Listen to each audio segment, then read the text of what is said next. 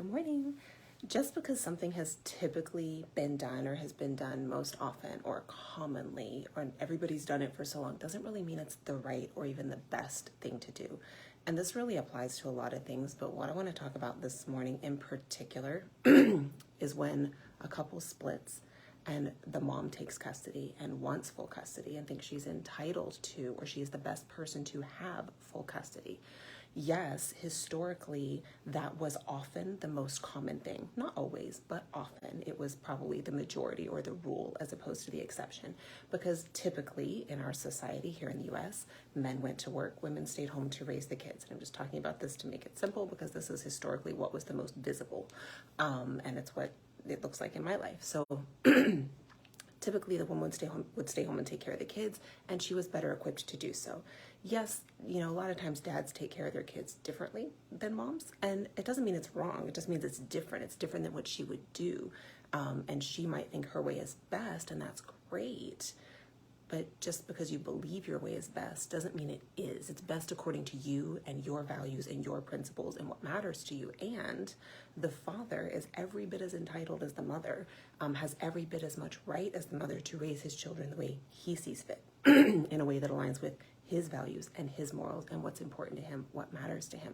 And so what really bothers me is when it's just kind of an automatic, well, someone said to me recently, actually, oh, well, of course, the mother, took custody because that's just, I'm like, no, not of course the mother took custody or the mother got custody because that's the way it should be or that's what's best or that's what's right. No, really think about that and just notice that just because it's been done doesn't mean it was the right way. What's breaking my heart now is seeing a lot of fathers fighting for custody and still not getting it. Like, there's not even always a question of, but why does she want custody? Like, does she want control? Does she want money? Does she want just to be the boss and to run things? Does she want to get her way?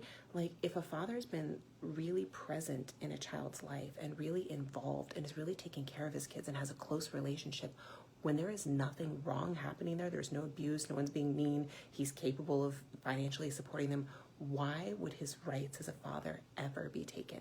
Why would his time with his children ever be taken? And so seeing women, and I'm seeing this happen in my life right now, and it's really disturbing, seeing women take their children away from their father and interfere in that relationship and do it, whether it's for a child support check or for control or dominance or simply because you think you're right. It's just not okay. That does affect the kids, and it's breaking the hearts of fathers everywhere, and it's got to stop.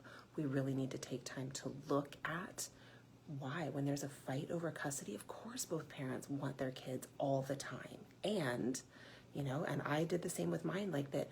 I'm sorry that things didn't work out with my kid's dad and me. I mean, we were never meant to be together. It was, I was young and didn't know what I could ask for in a relationship, etc. But we brought these two humans into the world.